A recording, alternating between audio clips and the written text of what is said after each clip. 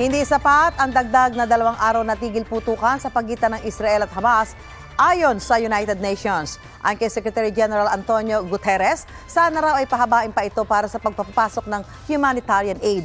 Hiling din niyang buksan na ang ibang border sa Gaza na kontrolado ng Israel.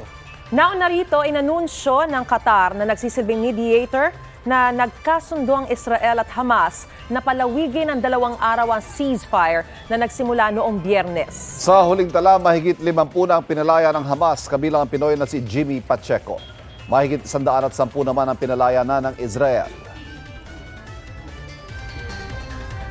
Mauna ka sa mga balita, bisitahin at mag-subscribe sa GMA Integrated News sa YouTube. Sa mga kapuso abroad, samahan nyo kami sa GMA Pinoy TV at sa www.gmanews.tv.